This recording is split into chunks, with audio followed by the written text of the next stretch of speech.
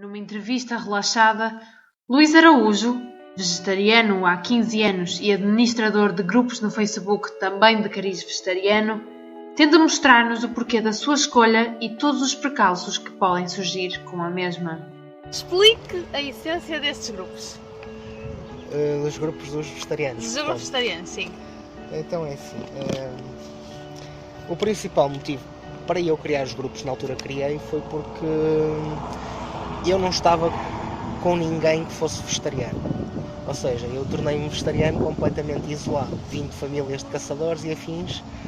Ou seja, houve ali uma dificuldade muito grande em termos de fazer com que a informação chegasse até mim.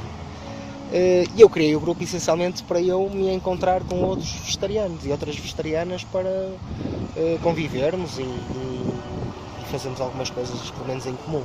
Entretanto, o grupo foi criado e aquilo tomou um cariz mais, não digo profissional, mas digo mais exigente, onde um determinado nível de expectativas foi colocado e nós temos consequentemente e consecutivamente todos os dias, aliás, trabalhar para manter aquilo ativo e com os propósitos, que é unir o pessoal e fazer com que novos projetos surjam, dinamizando o vegetarianismo. Estava a dizer que acha que os grupos tomaram outras proporções. Está satisfeito com a direção que os grupos estão a... Sim, eu na altura, quando criei o grupo do Porto, que foi o primeiro, Vegetarianos do Porto, foi o primeiro grupo a ser criado. Sim, quais são os grupos de que é administrador? Vegetarianos do Porto, de Lisboa, de Portugal, todos nacionais menos um ou outro. Vegetarianos do Brasil, todos os estados. Worldwide Vegetarians também. Não tem muitos membros, mas já tem 1000 e poucos elementos. O do Brasil está engraçado, está a ter algum desenvolvimento engraçado. Também de Espanha, de Inglaterra. Portanto, poucos. Sim, alguns. Dos Estados Unidos. Os Estados Unidos têm muito pouca gente ainda. Estava a dizer então a direção que os grupos estavam a tomar. Sim, agrada-me bastante. Eu no início, quando os criei, não tinha noção que chegasse a este ponto. Imaginei, se algum dia isto desenvolver mesmo muito, eu depois posso criar projetos como os que estou a fazer agora, nomeadamente o Veggie Dream Camp, um festival de verão para 2016, exclusivamente com comida vegetariana e diversão e muita coisa, muita animação ainda para ser implementada também, mas pronto, aos poucos nós fomos desenvolvendo novos projetos.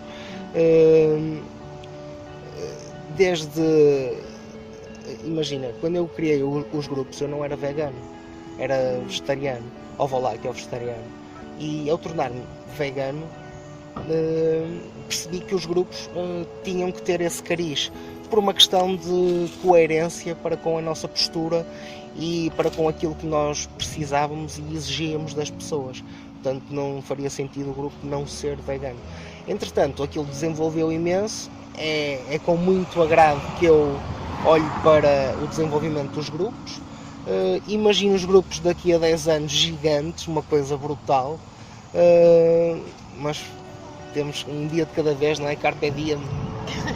Fala-se muito na ideia da revolução, por exemplo, a revolução dos escravos, etc. Compara-se muito aos animais e aos direitos dos animais.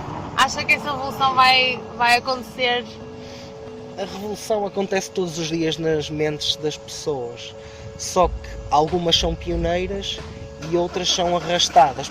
Umas preferem ser arrastadas, não querem tomar a iniciativa de primar pela diferença, enquanto outras têm essa iniciativa, demarcam-se e ao mesmo tempo arrastam muita gente com ela por terem tomado a perspectiva mais arriscada, que foi o primeiro passo antes de alguma coisa ser, digamos, comumente aceito. O ser vegetariano hoje em dia pode ser considerado moda, mas seja por moda, seja porque faz bem ao cabelo, seja porque faz bem às unhas, seja porque a roupa é mais bonita, seja por que razão for, todas as razões são bem-vindas e todas as razões são boas razões para uma pessoa ser vegetariana. Portanto, acho que cada vez mais a revolução depende do interior de cada um. Todos os dias há revoluções internas no âmago da consciência de cada um, todos os dias. Umas mais pequenas, outras com maior dimensão, mas somos nós que puxamos por elas e que trazemos as experiências até nós. Eu revolucionar-me como vegetariano, na altura não sabia muito bem o que estava a fazer, parecia-me o mais indicado. Hoje em dia é uma coisa que eu me orgulho imenso. Aliás, foram as decisões que eu tomei na vida, das decisões que eu tomei na vida que mais me agrada, que mais me satisfaz, que mais me orgulho, e a recomendo a todas as pessoas para que sintam na realidade que amar os animais não é única e exclusivamente fazer festinhas a um cão ou a um gato quando os vemos na rua, mas passa também por evitarmos qualquer tipo de sofrimento a que eles possam estar a ser sujeitos e que sejam submetidos sem vontade própria. Muitas vezes essa posição de defender então os direitos animais é vista como uma posição extremista. O que é que tenho a dizer acerca disso? É assim, em tempos não, eu dou-te um exemplo para a Alemanha. Um extremista na Alemanha, no tempo do Hitler, era alguém que não queria o regime, era um extremista. Portanto, se neste momento nós temos um regime que aceita matar os animais indiscriminadamente e maltratá-los sem qualquer consequência que se possa tirar, ou ilação positiva que se possa tirar desse ato, é normal que o radicalismo, a palavra radicalismo surja, mas apenas no sentido de que estamos a romper com uma postura mental mais primária, mais básica, e estamos a puxar-nos, a elevar-nos para uma postura mais exigente connosco próprios, porque é muito mais fácil não ser vegetariano no mundo que vivemos, mas não é muito mais fácil viver connosco próprios não sendo. Portanto, há sempre o revés da medalha, e eu admiro aquelas pessoas que de alguma forma tentam constranger os vegetarianos, porque na realidade elas apenas buscam razões válidas para elas e ainda não tiveram a felicidade, eu acredito nisso, ainda não tiveram a felicidade de verem a informação como ela é e não como ela nos foi demonstrada desde crianças. Ou seja, nós comemos os animais desde pequenos, mas não nos sentimos mal com isso. E o animal é um ser como o ser humano. Portanto, quando nós consciencializarmos da senciência animal, em como é uma mais-valia para a nossa postura na vida, vamos dar um grande salto em termos emocionais também. Mas é que acha que teve o marketing nesta cultura em que alimentar-se de animais ou produtos produzidos por tal seja tão aceitável? Eu sou formado em marketing, antes Exatamente. de mais. O que eu acredito foi, mas isto é como em qualquer área, nós na área do marketing, que é uma filosofia de gestão, que visa otimizar as relações entre os stakeholders e criar relações de win-win-win, onde todos ganham com a atuação do marketing. O que existiu na realidade e tem vindo a existir ainda ao longo dos tempos nas empresas é uma fraude, ou seja, não estamos a aplicar marketing, não estamos a visar a satisfação de todos os stakeholders, estamos única e exclusivamente a visar a satisfação dos sócios e donos da empresa, e estamos a descurar toda a sociedade, todos os trabalhadores, toda a comunidade em geral. Ou seja, o marketing, a meu ver, é uma postura de marketing societal, marketing social. O marketing de maximização de lucros, como a pura economia identifica os negócios, não é uma postura afável, e é uma postura extremamente violenta para com a sociedade. Há diferenças substanciais entre uma fraude e uma ciência. O marketing é uma ciência. Os trapaceiros da comunicação manipulam determinados factos e tornam-nos fraudes. Ou seja, quando nós obtemos alguma informação vinda das empresas para promover os seus produtos, regra geral, estamos a ser manipulados por fraudes, por enganadores, por maltrapilhos, enquanto que, se por exemplo nós tivermos uma postura que fosse mais correta para com os clientes, nós estávamos a exercer o verdadeiro marketing. E o que as empresas querem, regra geral, é vender a todo custo, sem olhar a meios, e o que o marketing quer é dar à sociedade aquilo que ela precisa e não aquilo que nós queremos que ela queira. E como é que acha que vai conseguir impor, como profissional de marketing, essa ideia numa sociedade em que se promove fraudes? Eu digamos que eu tenho uma empresa, a VegiDream, não quero de alguma forma obter lucros de formas ilícitas, por assim dizer, de formas enganosas, de formas que não são corretas, e lamento que muitas empresas o façam. O que acontece, regra geral, é que as empresas que o fazem podem ter muito sucesso numa fase inicial porque abusaram excessivamente, seja da margem de lucros, seja da informação manipulada que foi inserida na comunicação, seja no que for, mas na realidade o que acontece é que as empresas que subsistem são aquelas que são essencialmente filantropas e são aquelas que são altruístas e éticas. Uma empresa, se quiser sobreviver nos dias de hoje, tem que ser ética, altruísta, filantropa e tudo o que seja benéfico para a sociedade em geral. Empresas egoístas estão em extinção. O problema dos empresários hoje em dia, e a extinção dos empresários hoje em dia, é exatamente por causa disso. Deve-se essencialmente a uma isenção de ética, a uma isenção de filantropia. Eles única e exclusivamente querem o lucro e pensam que o lucro aparece sem se dar algo mais à sociedade. Ou seja, eu acredito que a longo prazo a afirmação dos melhores empresários se fará pelo lado da ética e pelo lado correto.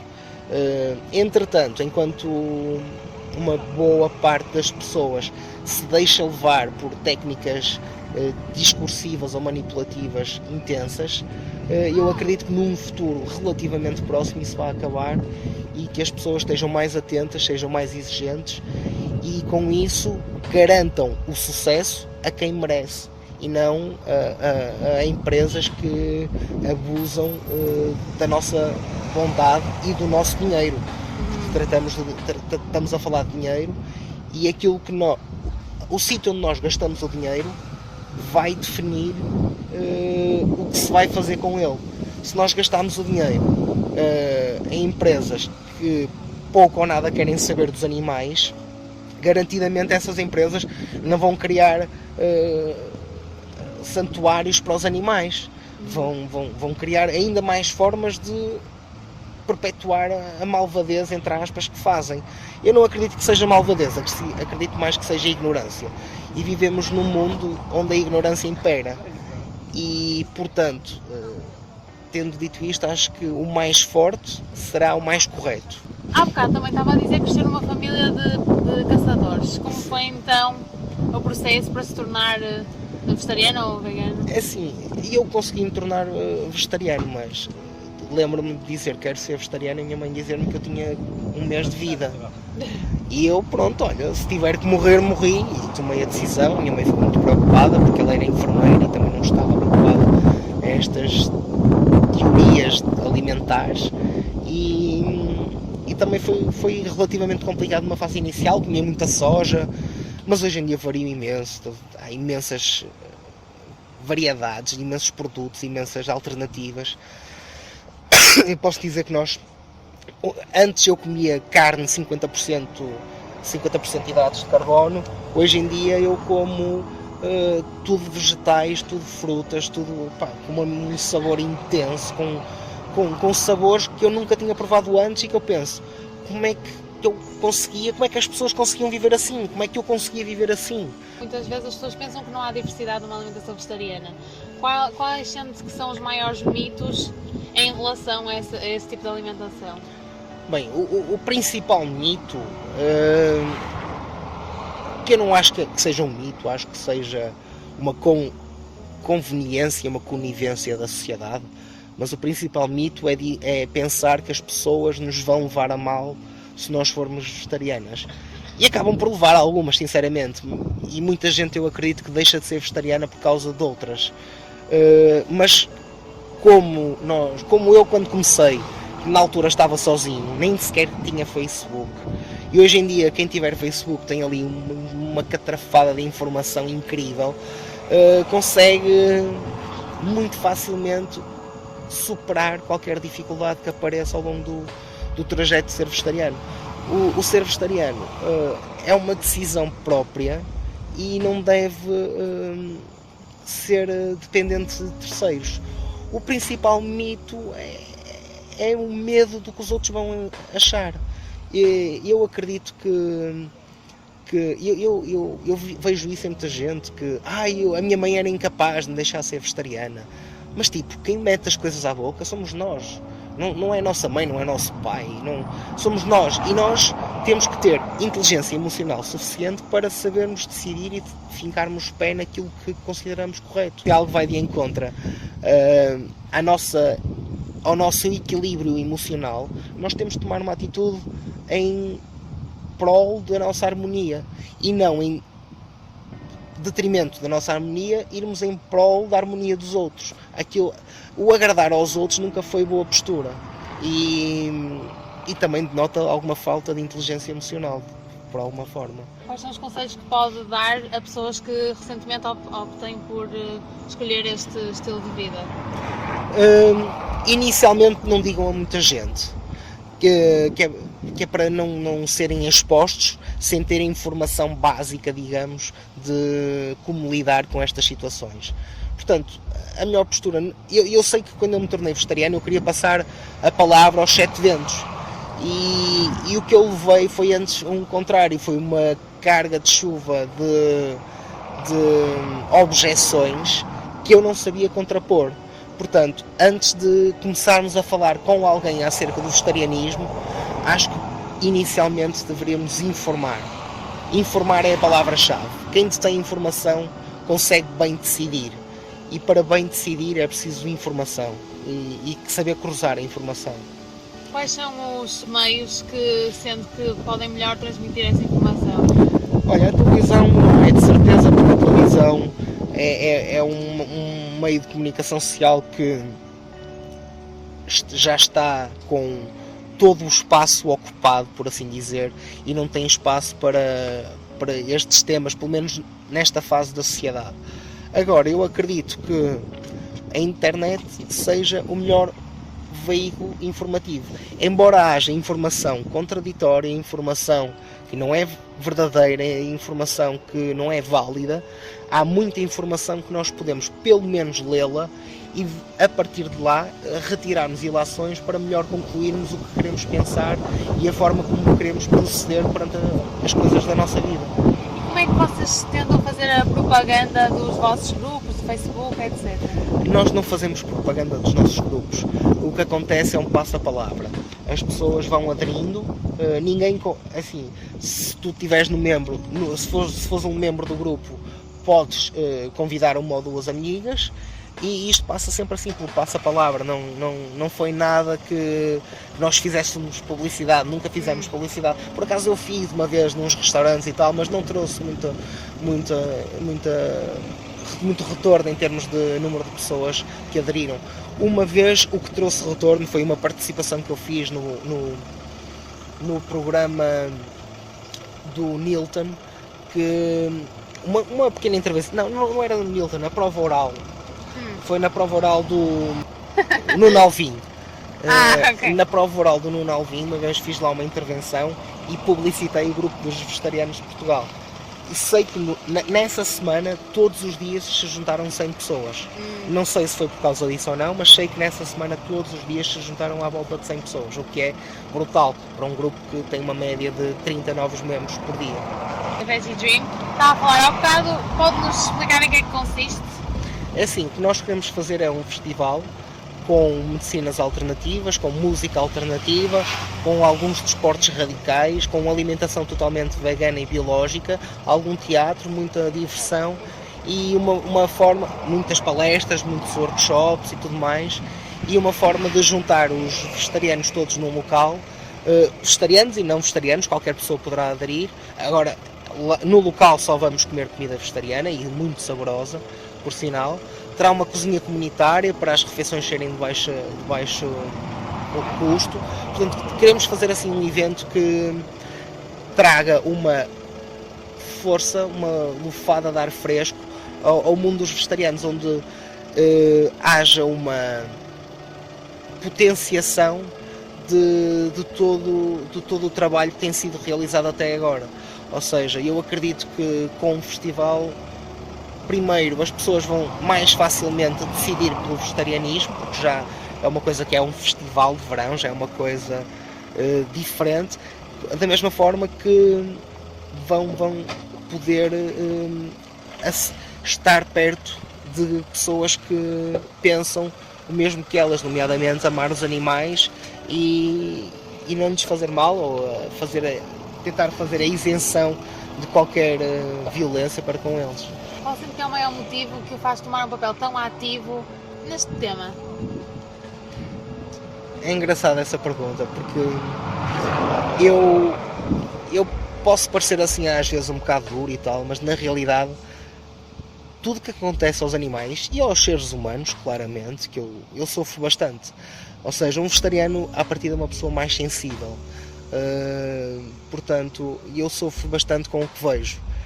E esse facto faz-me trabalhar pelo que consigo para minimizar esse dano que é provocado a terceiros, sem terem culpa nenhuma.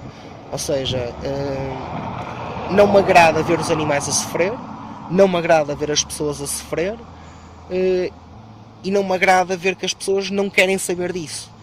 Portanto, eu tento tomar partido pela diferença e para mostrar aquilo que eu gostava de ter vivido quando era mais novo, pelo menos. Há uma grande discussão acerca da alimentação vegetariana quando se é criança.